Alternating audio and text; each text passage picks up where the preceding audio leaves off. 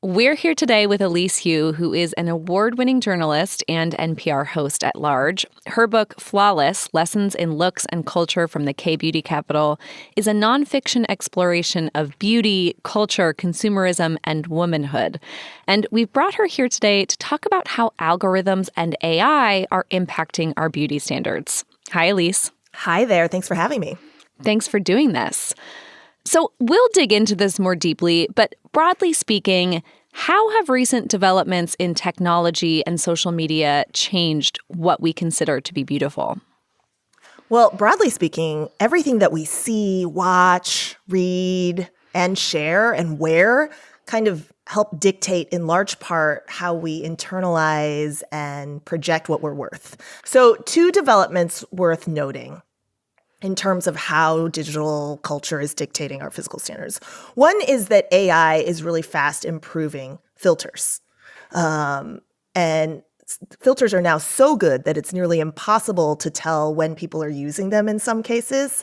And it's really increasing the pressure to have a flawless canvas on which to wear makeup. The other major way that AI and developments in improving our filters has changed the game is that the trends are changing so much faster, right? A TikTok trend will last, a week when it comes to a song to lip sync to or dances, and that's now happening with bodies and hair. So a trend like having baby hairs was really big in South Korea last year, like actually cutting baby hair, which is like new hair growth at the base of your scalp. That lasted for, 2 or 3 weeks, a moment. Oh my gosh, and then you're probably so sad that you've cut your baby hairs.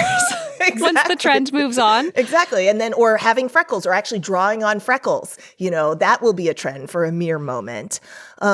But crucially, these are our bodies. We can't change them like we change our clothes. So it's pretty wild that these trends are happening so fast and require physical changes. Our listeners have probably heard of the male gaze or the female gaze, but you also talk about the technological gaze. Will you define that, how you think about what that is? The technological gaze or the artificial gaze is how we're performing for the machine.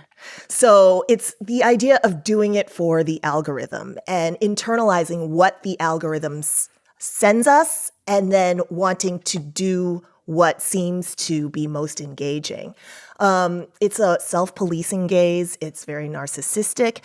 And it posits our bodies as projects that are essentially, you could end up having to work on your body forever. And so it's quite exhausting as well. But I do think the technological gaze, which is informed by the male gaze, of course, right? Because there's people who are programming our platforms in the first place. The technological gaze is really insidious because we are absorbing it and then feeding back into it. And then also it's sort of gender neutral, right? Like all of us who live in digital culture are having to perform in one way or another and surveil ourselves. In your book, you use South Korea as sort of a launch point to examine evolving beauty standards and the ways that people can sort of hack their own looks to fit those standards. Yeah. What are some of the factors that you think put South Korea at kind of the forefront of this? South Korea was the first place that I heard the term specs, like tech specs, used on people. Right. So when I had heard specs before, it was like how much memory in your computer, right, or your device. But in South Korea, humans, people would use specs to talk about like their BMI or their hair or their cup size of their bra. And it was really crazy to think of kind of the optimization idea in tech actually transfer to people. How it got there? Well, one, South Korea is the capital of cosmetic surgery globally. It developed a world-class cosmetic surgery industry in the 1990s and has only improved from there. So it's where you go for the most cutting-edge new procedures and to get procedures lighter, faster, quicker, and cheaper. Two, the country relies on exports for its economy, and now cosmetics and skincare it's a major export of South Korea. I mean, South Korea is now exporting more in cosmetics and skincare than it is in smartphones, which is kind of crazy to think about because it's the home of Samsung. Yeah, this was something that I found so interesting in your book that often people in South Korea will include a picture or information about their weight or their size on their resume. What were some of the other sort of striking things you found in your research and your experience living there in terms of these body optimization trends?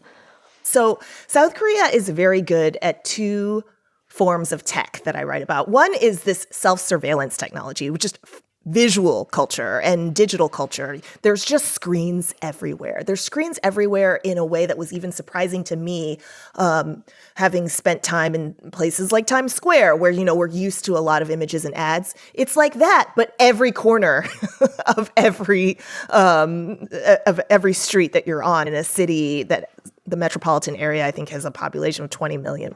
And so when you are constantly seeing images of what you're supposed to look like and then seeing images of yourself, there is that sense of like, hey, do I measure up?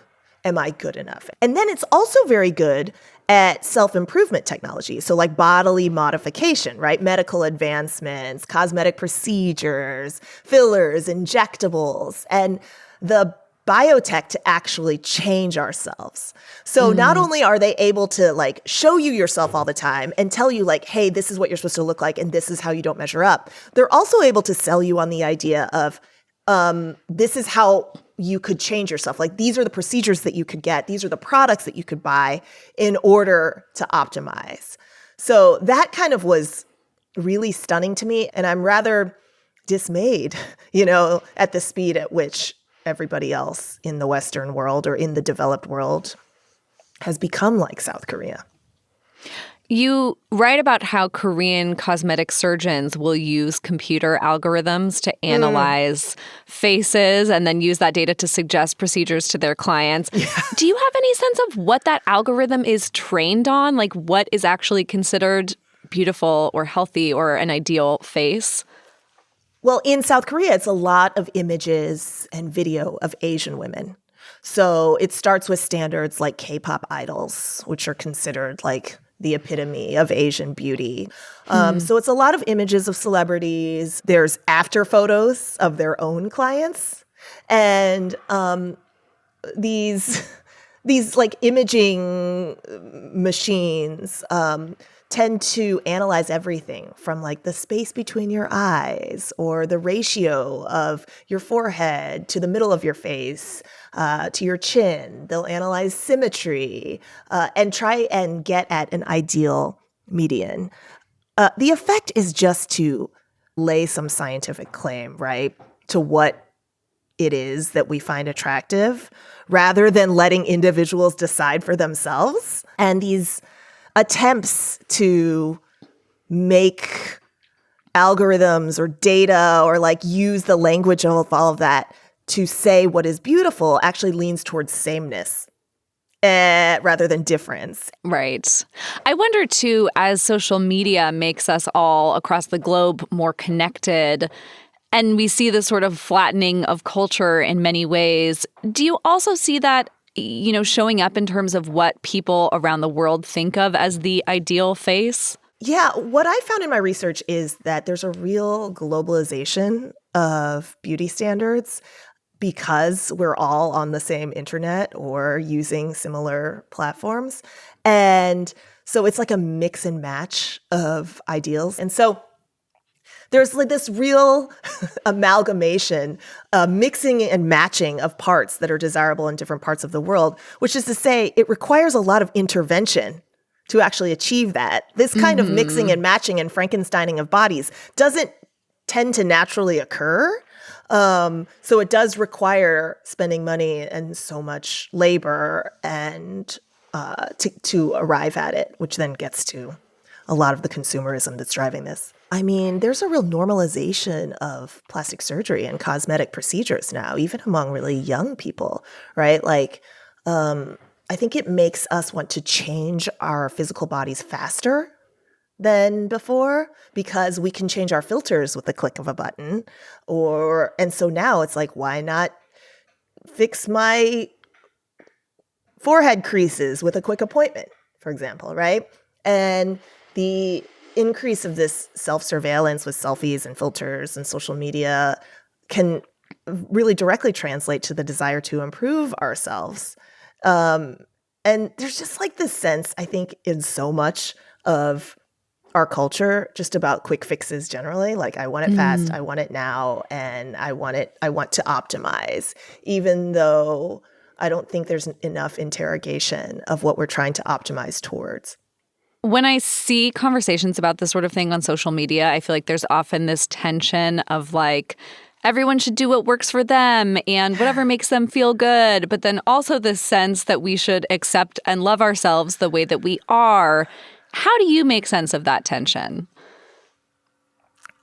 I think it's an illusion of choice, this idea that it's like, oh, it's empowering to be able to make all these consumer choices, but we're only choosing. Our choices are so limited by, the larger choice architects that are teaching us what we can choose from.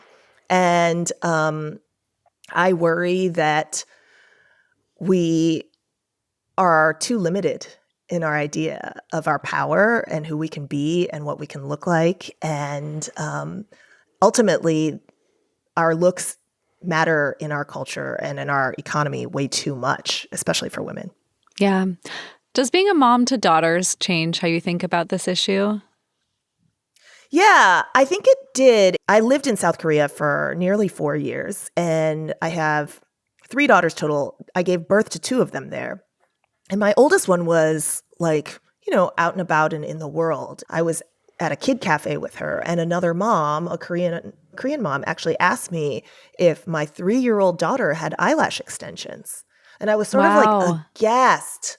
Yeah, it was astonishing that she would even presume that could be a thought that crossed my mind or labor that I would put my daughter through.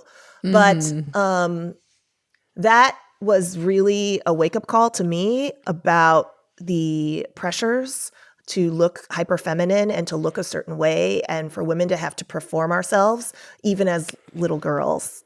We've talked a lot about women, and obviously women often face sort of the lion's share of pressure when it comes to our physical appearance. But do men also have to navigate, in particular, the sort of algorithmically promoted standards for beauty or looks? Oh, more and more so, too, especially because men are spending so much time online, right? There's the trend on TikTok of looks maxing, and that's looks maxing for dudes, right? And it's a lot of emphasis on muscles and just getting really cut or lean or swole, whatever the bodily trend is, but it tends to be like very little body fat and a lot of muscles, right? And then there's a lot of pressure on their jawline and what the ideal jawline is. But that's exactly the kind of ratio language that's used by cosmetic surgery places in Korea about like, this is the 1 to 1 to -1 ratio that is the most ideal. And so all of us come under the technological gaze. It is not just women who have to bear it. It's just that women traditionally have been so judged on looks and nothing else and have had to prove ourselves, whereas men's power and place in society has tended to be assumed. What do you see in the future for AI and beauty? Where do you think this is all going? Oh, gosh. I worry we're in a body augmentation arms race, right? Kind of like a nuclear arms race. Because if we are chasing cyborgian standards of beauty, then the limit does not exist. There is no limit, right? We only have to do more and continually change ourselves more often and at faster rates and stay kind of forever smooth, forever somewhere between the age of 18 and 35. We're just not letting our bodies evolve as they evolve or celebrating the fact that they do and that that's natural and beautiful. And so we end up having to do a lot of work on ourselves rather than seeing the collective change that I'd love to see from companies and from maybe even regulation when it comes to like what youth are exposed to. Something that you talk about in your book is the distinction between self-care and actual care. And I wonder where you draw that line in your own life and how you would suggest other people think about sort of differentiating what might be called self-care online and what actually feels good for them. Yeah. Self-care has really kind of lost meaning as a term because it's so overused and it's so like baked into consumerist ideals, right? Like bath bombs and getting facials and things that are indulgent and feel good but require spending money. And what I'd really love to return to is a kind of self-care that nourishes our souls, that is soul-driven rather than ego-driven. So for me, I kind of ask myself often, before I get a product or try out a procedure or whatever it is, am I doing this because it's a deeper step into myself? Like I will be more Elise by doing this? Or am I doing this? Am I engaging in this because I'm looking over my shoulder and I'm comparing myself to other people and I'm trying to keep up? And I think we all have an emotional engine or souls, right, inside us that know the difference, that know like, hey, I'm going to be more Elise by doing this and it will feel good, like irrespective of how it looks on my body. So it's like the feeling after you exercise and work out, like without any sort of aesthetic end, like not because you're trying to get lean or whatever. That feeling can be a deeper step into yourself. But then, like, if I am feeling bad about myself because a bunch of people in my like mom community are doing all this work and like getting a bunch of lip filler, let's say, and then I feel the need to get lip filler, then I think that would be a decision that was largely like ego driven. And so I just try and really ask myself and interrogate myself to figure out the difference. I know that we're not going to give up like our beauty indulgences, right? And so I just would say like, I want to be clear that I'm not about giving up the things that make us feel good every once in a while. I just do think that there is an overemphasis on our appearances as our whole sense of selves, right? And so I think that we really need to do the work of separating our bodies, and who we are and what they look like from what our worth and value is as human beings. Yeah. You mentioned also that this is a space that perhaps could be more tightly regulated. Do you have a sense of what you'd like to see?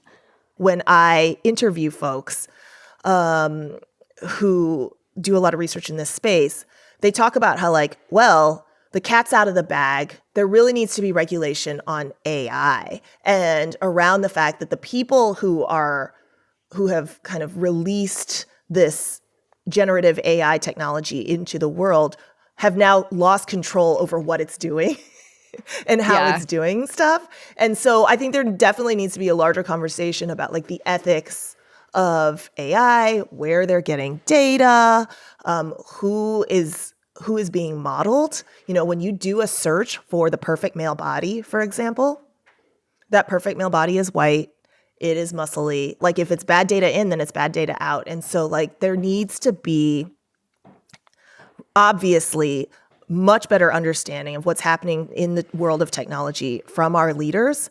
But what we have seen time and time again is that regulation is like 10 years behind the technology. And so while yes, I do think that tech is like the most under-regulated industry that has a profound impact on society, I also don't know that our governments are learning enough to do anything about it. So I'm just calling in general for far more like understanding of ethics in this technology so that smart policy can be designed and not for a specific policy.